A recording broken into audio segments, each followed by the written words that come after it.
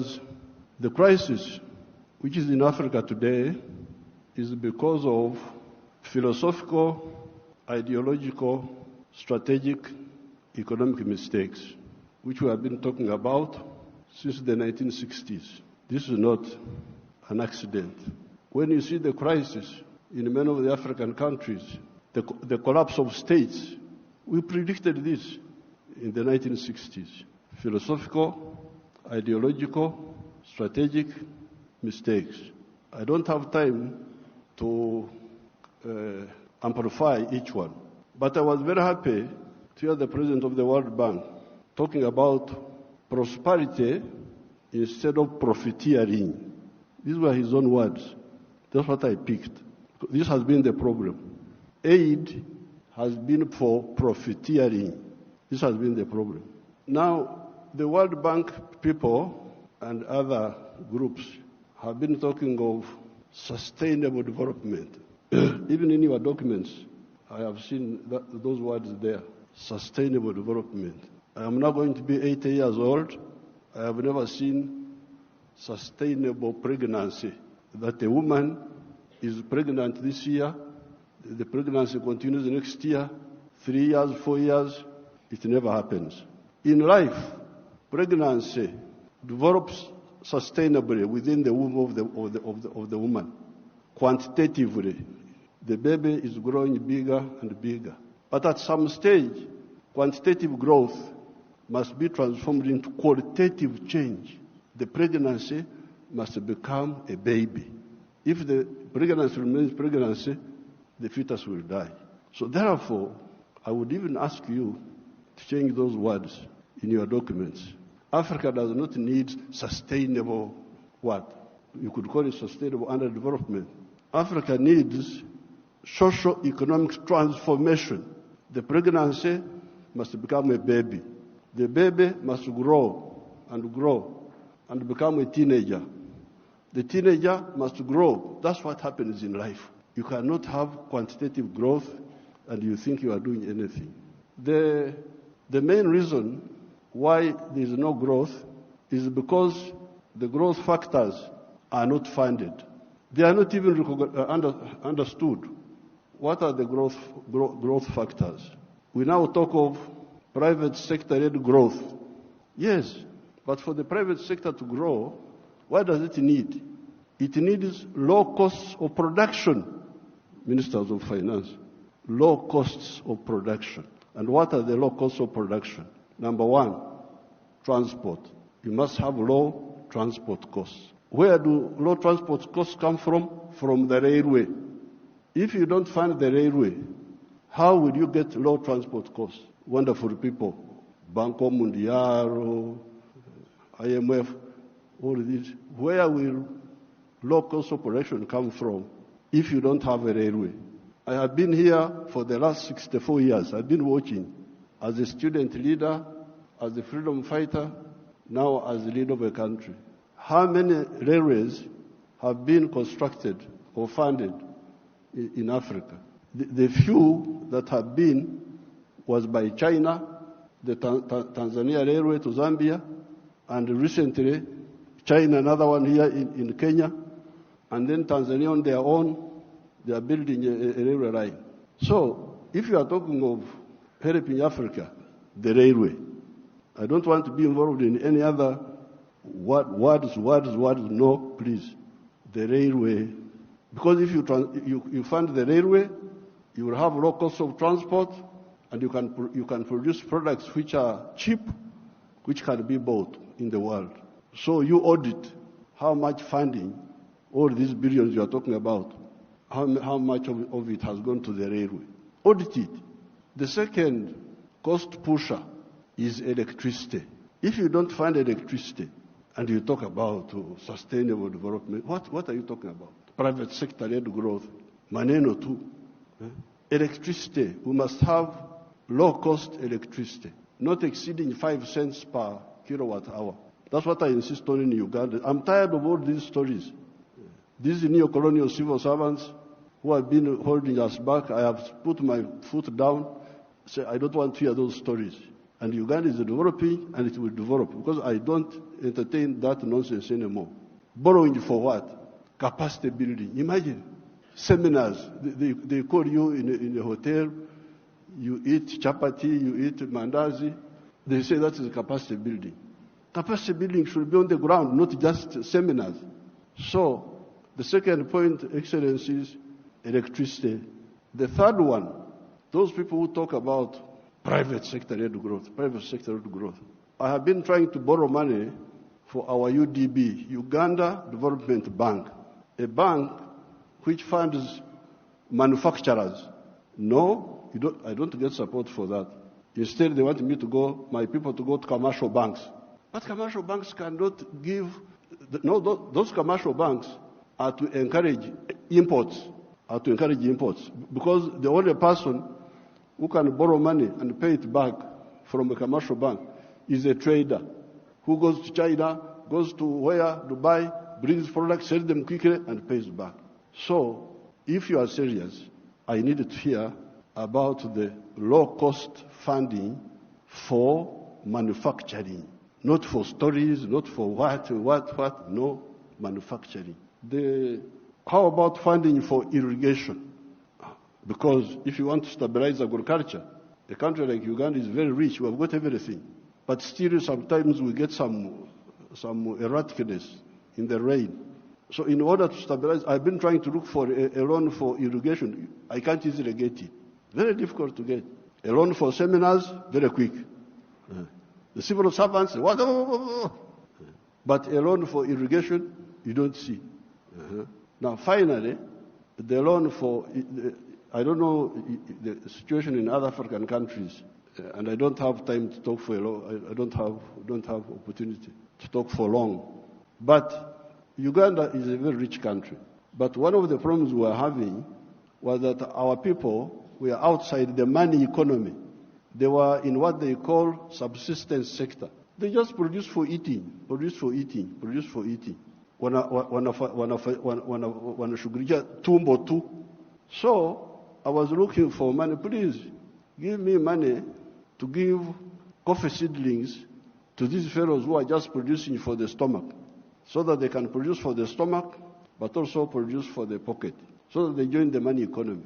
You cannot imagine that by 2013, a few years ago, 68% of the homesteads in Uganda were still in the subsistence sector, in the non-money economy.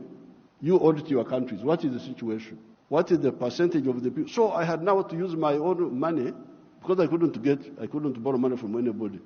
The loans are for capacity building, for, I don't know, sometimes they give for ICT, but ICT is a communication system, mainly.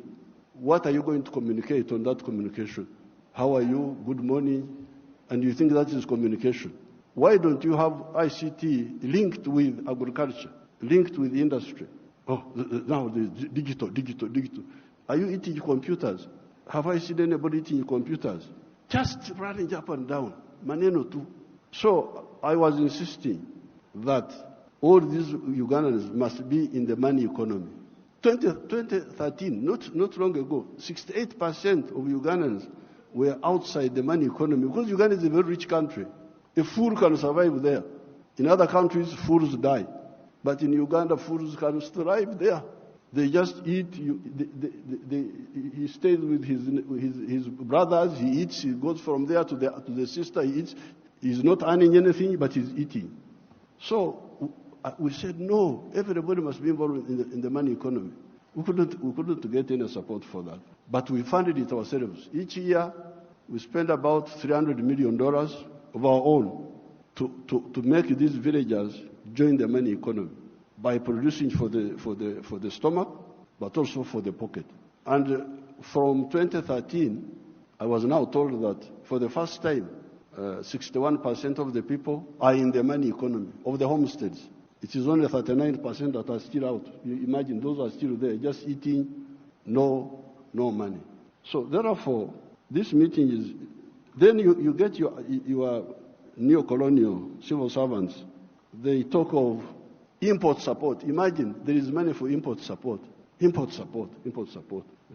The governor writes to me, reports, we have got import cover for so many months. But I don't want to import. I want to export. Why don't you tell me about import substitution and export promotion? Instead you are telling me of import support. Money is available for to become more dependent.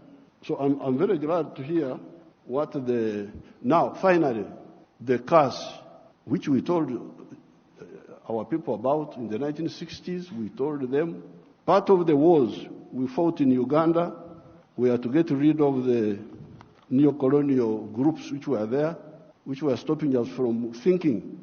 We had to get rid of them by force. But one of the problems was Africa producing raw materials. Matière primaire. They call it in Français, matière primaire. Raw materials. Imagine coffee. The global value of coffee is $460 billion. All the coffee producing countries of the world, Brazil, us, all these, we only get 25 billion of that. Out of the 460 billion, the coffee producing countries get 25 billion. And Africa gets only 2.5 billion. 900 million of that comes to Uganda because Uganda produces a lot of coffee. A country like Germany, which has no coffee, earns $65 billion from coffee. So, this I sell a kilo of coffee, good grade coffee, $2.5. Somebody in London will get $241 from that 1 kilo.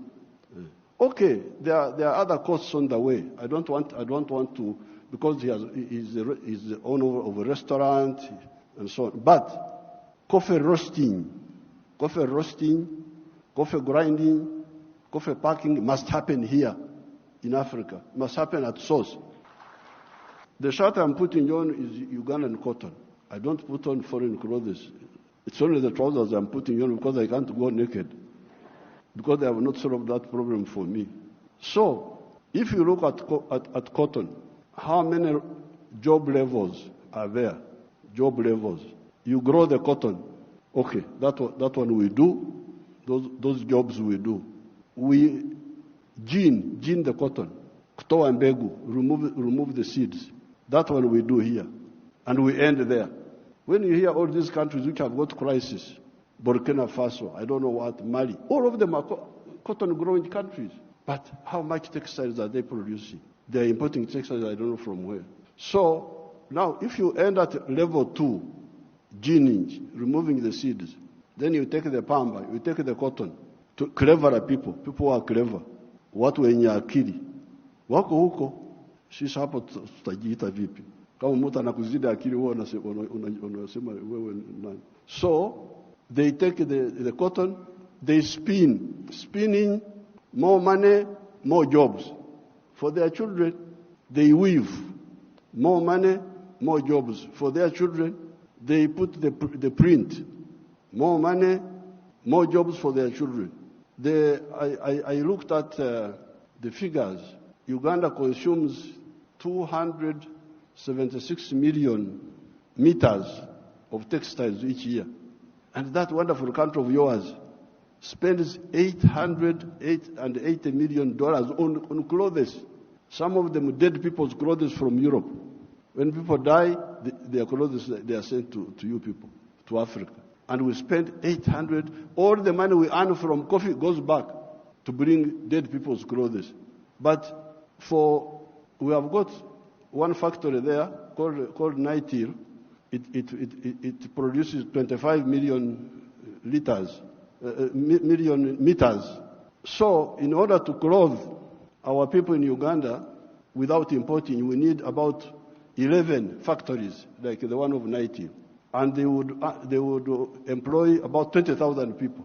So and we would save $880 million, which we are just giving to other people. So, this Ida, what did you say about the modern slavery of the Africans of producing raw materials?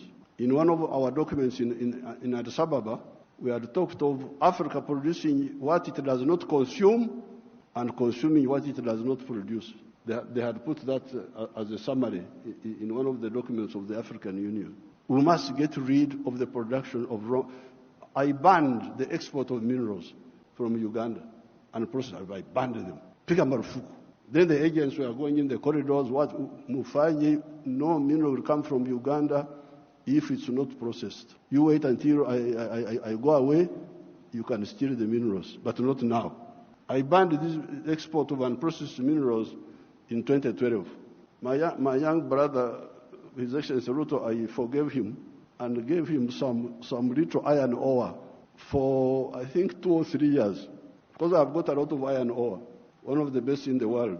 I told him, His Excellency Ruto's man, Muindi wa hapa Kenya, you come and build the steel factory in Uganda at the iron ore. Oh, I've already built in Mombasa. So I said, okay, because of my young friend, I give you some iron ore for 2 or 3 years. But come and put the factory here. Now you can imagine akili ya watu wenu, my civil servants. An Indian wanted to take that iron ore to India. Imagine, iron ore in our language is called obtare, but it is soil, black soil. If you see it, it is soil. To take that to India and do what? Pay your wonderful people $47 per ton. Our iron ore is the purest in the world. It is 70% pure. So you need like 1.5 tons to make a ton of steel. Now, a ton of steel costs $700. Somebody gives you $47 on your wealth, the wealth of your people, and he gets $700 from it. And all the jobs. Your children have no jobs. Watoto wa Wahindi wanafanya wampata kazi. I can't be part of that treachery. So I banned, there will be no export of unprocessed minerals from Uganda. So there's no business. What do you mean there's no business? So when I banned them, they are flocking in now. They have opened 7 gold refineries. 7 gold refineries. They are there. Because I banned. The other day I was opening a tin refinery. You can imagine this tin, and Samia may know where we were, the power station. Both sides, the Uganda side and the Tanzanian side. That is all tin. But all this time, imagine, since the British were here, they were taking, walikuwa wanachukua mawe tu, stones. Because tin in nature is a stone, looks like a stone. So they take that, and they give my people $11 per kilo. And they take it to cleverer people. For the cleverer people, they get $32. My people got 11, those people get $32. And all the jobs. So when I was opening the factory, I was asking the refinery, I was asking them, this boy who opened the factory is a Canadian. I was asking them, huyu Mcanada, ameleta umeme wake? Has this Canadian brought his own electricity? No. Anatumia umeme wa kwetu. Ameleta maji yake ya factory? No. Anatumia maji yetu. Internet, anatumia ya nani? Ya kwetu. So, out of the $32, much of that money will remain in Uganda.